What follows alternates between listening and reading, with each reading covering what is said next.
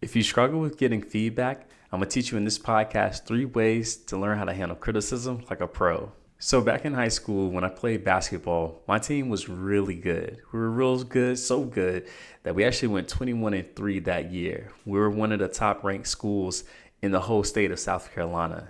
But what was interesting was what happened in the preseason that year. So, during the summer, every year, we would go to the University of South Carolina and we play some preseason games just to fine tune some things, just try to find our way, try to get better, try to get right for the season. And I remember we played a smaller school, and more specifically, it was Keenan. So if you're from South Carolina, you know all about that school. So we played Keenan High School. And this school is a much smaller school, but they always had a pretty good basketball program. And I remember we were playing against that team, and we ended up losing, which was a shock because, again, we were one of the best teams. We were actually predicted to win state that year. So we were one of the best teams out of all the state, and we ended up losing that game. And I remember after the game, the coach gathered us all around and he just started to lay it into us. He just really started to kind of tell us everything that we did wrong and, why we weren't as good as we thought we were and all that stuff, typical coach stuff.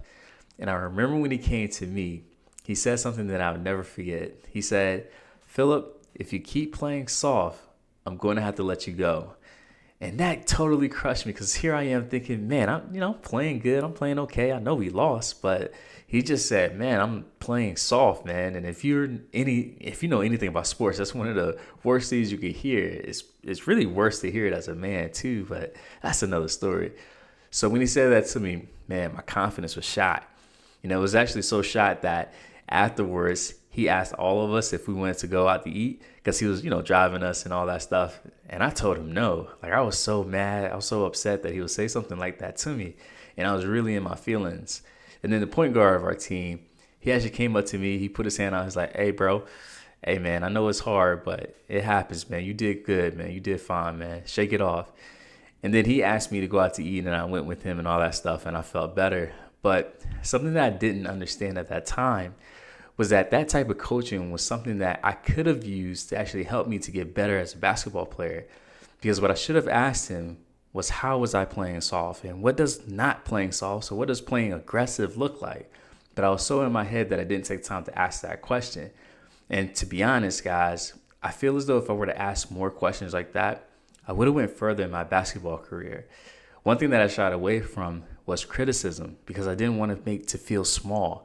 And because I didn't want to be felt like I was small, I didn't go out and receive the coaching and the extra help that I could have used that could have pushed my career forward. And here's the thing, guys. I sometimes tell you guys in this podcast, like, I'm not a small guy. Like, I'm 6'4" right now. I'm about 220 by the time. I was like 175. So this tall, lanky kid, very athletic. So athletic that I was actually all state in the high jump and the long jump back in track. So I can get up and down the court pretty good. But I just didn't have the confidence to execute when it came to putting the ball in the hoop. And it's because I didn't ask for feedback. I was afraid of getting criticism. And that's one of the biggest things that I think stopped me when I was trying to play basketball, when I was trying to go pro, just like any other young kid back in the day. So my whole purpose of this podcast is to help you to overcome your fear of getting criticism, but also help you to find a way to use that criticism to help you to become better at your craft, whether it's being better as an entrepreneur, better as a business owner, better as a working professional, man, even better as a husband, wife, anything like that. So that's the whole purpose of this podcast. And what we're going to do is going to go ahead and jump into point number 1. But before we do, I want to give you guys this quote. So if you don't hear anything, hear this. There's a quote, and it goes something like this: "What doesn't get measured doesn't get improved." And I love that quote. I really love that quote from a business standpoint, because here's the thing.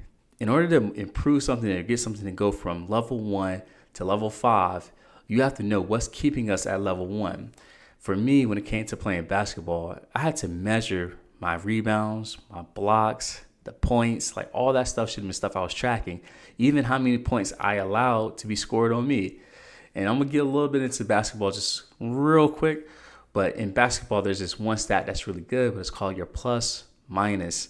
And what it shows is when you're on the court, how much does the team get better versus how bad they are. So if you get on the court and the lead that you have goes from 10 points to 20 points, well, you have a plus 10 efficiency score. But if you're on the court and the lead goes from 10 points to now you're down 10 points, then you have a negative 20 score. So what it means is that when you're on the court, typically the team is not good. Therefore, we need to get you off the court and keep you off as long as possible. So what doesn't get measured doesn't get improved. When it comes to your business, when it comes to you as a professional, even you as a husband or a wife, there's so many things that you can measure to see how well you're actually improving in your career, in your business, in your relationships. I do this a lot with my clients when we talk about their values. And I'll just use a personal one, right? So a relationship one, just to really show you guys that this helps in all facets of your life. So something I always ask my clients is when it comes to relationships, let's say they tell me that they value, let's say, caring. I ask them on a scale of 1 to 10, how much caring do you feel is in your current relationship? Well, if they give me a 5, right? So assuming 10 is the best, 1 is not the best. If they give me a 5, that gives us something to work with. So now we set goals, we set actions, and we follow those goals consistently to see if we've improved that score.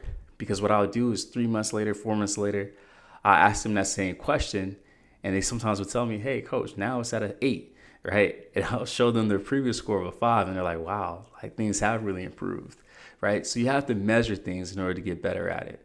So before we get into point number 1, make sure you hit the subscribe button to get more information like this.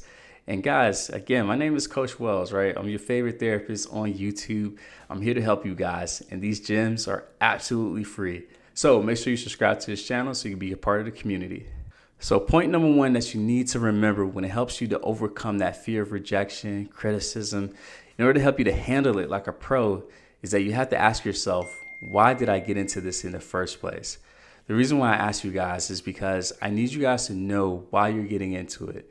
You know, the most beautiful thing that you can do is be coached and receive that help and then help you to become better at whatever it is that you're looking to get better at. So let's take entrepreneurship this time. By having a coach, which is something that I have, I'm able to give them my feedback. I'm able to also tell them where I'm at with my business and everything. And what it does is it helps them to see where I'm making mistakes. It helps them to make sure that I'm not missing anything that is crucial to the future goals that I'm setting for myself. But see, here's the thing. Sometimes that advice may not always come out in a nice way, right? And here's the thing. I'll give you guys a great story. So Alabama has an amazing coach, and he's just retired, and his name is Nick Saban. You may have heard of him. So Nick Saban, he had an athlete named Teron Arnold, all right? Now, he got on a podium one day at the SEC meeting, and he started talking about coaches, coaching style, if you will, right? He started talking about who Nick Saban was and all that other stuff. And he said that one day he was coming off the field and he could see Coach from afar, just hot, just angry, just mad. And he was just yelling and screaming. And he said to himself, he's like, man, Coach is really mad at somebody. He was like, yo, somebody's really going to get it. And when he got closer to the sideline, he realized that, he was arguing at me. He was yelling at me. And he said what he had to do to get past that was extract the message that he was trying to say to him and let go of how he was saying it. Sometimes coaching, it can come not in the most, let's say, soft, sweet way, if you will, right? And here's the thing. I'm not saying that someone has to be yelling at you, screaming at you, anything like that. But what I will say is that sometimes feedback is not going to be like rainbows and flowers and all this other stuff. Like, no. Sometimes that feedback may be a little blunt. But to help you get past that bluntness, you need to remember what this challenge is that you signed up for. You have to remember why you did it. So it could be marriage, relationships, right? Business. It can be public speaking. It could be anything. But when you have that reason, when you know why you set yourself up for this challenge, it helps you to push past that. Now, this guy, Teron Arnold, he's an All-American. And also he was just drafted in the first round on the NFL, right? So I would think that coaching really helped him, that feedback. It really, really helped him. So I need you guys to ask yourself, what was the reason for you to enter this challenge in the first place? If you didn't want to get challenged with yourself, right, as a person, your love languages, if you didn't want to get challenged as a human, then why did you get into a relationship? If you didn't want to get pushed in your weight loss journey, why did you start going to the gym? Why did you sign up for a personal fitness coach, right? Like if you didn't want to get challenged, Why did you start this goal? So before you set your next goal, ask yourself, are you willing to be challenged if it meant succeeding at this goal? All right, point number 2. I love this one. It's a great one. It's really going to help you guys out, and it's simple. Don't wait to be criticized. Ask for it. Something that I do in all my therapy sessions is that when I come to the 6th session of a new client, I always take a moment and ask them this one question. I always ask them what things are going well in this session and what are some things that you feel are some opportunities for us to grow. Now, I love asking this question because it helps me to get real personal with this client and make sure that I'm personalizing my craft to fit their needs. I'm not giving some cookie cutter like results or solutions to everybody, right? I'm making sure that it's personalized to them. Now, the beautiful thing about this is that I've asked this question hundreds of times. Literally, I've asked this question for 5 years. And over the course of those 5 years, I've gotten better at knowing what it is that people need from me in order to reach their goals. And I started to see these themes, right? So one of these themes was that, well, people wanted techniques. It's great for people to come in and talk about, their problems, their issues when they speak to a therapist. But what they really want is to have a technique to get them out of this hole that they're in. So what did I do? Well, I started reading a lot of books about techniques. But even recently, I decided to get an app where I can actually send them techniques through an app so they can have it on their phone. If I didn't ask questions for feedback, if I didn't ask them, how can I get better? How can I better serve you? I wouldn't know that this was something that I could add to my repertoire to help increase the likelihood of them accomplishing their goals. But see, you have to ask for that, right? And here's another thing. My clients really appreciate me asking them that question because it takes pressure off of them. It helps them to see that, this guy's really here to help me and I don't have to pretend or fake it or anything like that. But guys, I want you to ask yourself, what does that do for my confidence? Asking that question, right? It helps me to be more open to some of the things that maybe I'm not doing well at, but also helps me give me an opportunity to get better at those things, thus being the best therapist that I can be. What do I need you guys to do? Well, I need you guys to start asking, embracing this idea of criticism. Sometimes we wait until that annual review, or sometimes we wait till something bad happens to be criticized. But if you went up to someone right, coworker, client, right, customer, or even a loved one, and you just ask them, what things do you feel that I can get better at when it comes to our relationship? You'd probably be surprised at what they say. And also, I even give you guys this, right? Just because you made it this far to this podcast, I'll even give you this. A lot of times, people will tell you good things because they're afraid to hurt your feelings. But you need to tell them that you cannot hurt my feelings. I don't want you to tell me all the good stuff. I'm actually looking for the bad stuff. And that is something that I literally tell my clients. And I've asked this question so much that they're really like, Coach, like there's nothing. And I always joke with them and I say, dang, man, that sucks because I don't have an opportunity to grow. So what I want you guys to do is to ask that question, right? What are some things that I can do better when it comes to our relationship? And if you notice that they're only giving good things, give them the permission to criticize you. And that'll help you to get more open to the idea of being criticized. Main point number 3, the final point, and this comes from a movie that I saw called Love and Basketball. And this point is called Reframe the Criticism in a Helpful Way.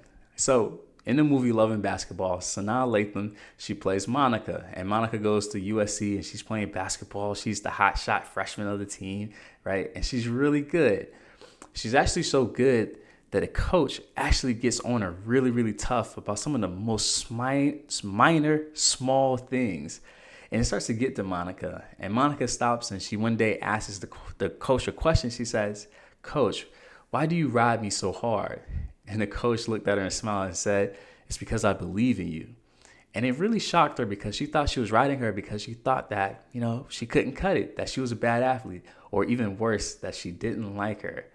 But here's the thing that the other coach said that really shocked her. She said, when I stop yelling at you or stop coaching you, that's when you should be worried.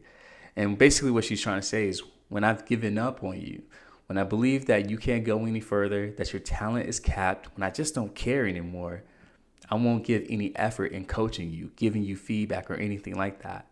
And that's what people sometimes fail to realize. They fail to realize that when someone's giving you criticism, feedback, a lot of times it's coming from a place of care. Now, something that I got to say is that you need to also make sure that this is coming from a place of care. because you do have people that are on social media that are trolls, right? You have some people that want to see you fail. But here's the thing. I think you have a good intuition, and I want you guys to trust your gut when you're asking for feedback or when you're receiving feedback from other people. Because here's the thing. You do have people that's in your corner that wants to see you win. You have some people in your corner that wants to see you lose. But if you go out and you're genuine, if you go out and you allow people to give you criticism and feedback, just like in the first point or the second point that I made, it gives you the best chance to find the right people. Sometimes you may even have to pay these people. So it may not be a friend, family member, or coworker. It may actually be a coach that you have to pay or a therapist like myself that you have to reach out to. Do that, and it guarantees that they're going to give you the advice that you need because they're objective. And that's the beautiful thing about seeing a therapist. So I'm going to go ahead and summarize these 3 main points when it comes to how to handle criticism like a pro. The first point that I made is before you enter your next challenge, you need to ask yourself, what is my reason for entering this challenge? The second point that I made is don't wait to be criticized. Instead, ask for it. And when you're asking for it, make sure you ask them or you tell them, hey, it's okay for you to actually give me some bad stuff. You don't have to people please or try to protect my feelings. Like, I really want to get good at this. And then the last point that I made is that you need to reframe criticism in a helpful way. When someone criticizes you, it doesn't mean that they're just out to get you. A lot of people, including my coach at the time, he was giving me feedback because he knew we were a good team. And if I didn't work hard, there was a chance that we probably wouldn't win the championship. So the people that are criticizing you, there's a good chance it's coming from a good place. Not everybody, but if you're genuine, if you're able to build those connections and rapport with the right people, and sometimes, again, you may have to pay these people, right, in the form of a coach or a therapist, it gives you a chance to find the right people that's willing to criticize you because they see so much more in you. Again, even Monica thought her coach was being tough for no reason.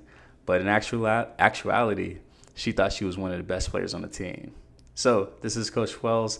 Thank you for checking out this podcast, and I'll see you later.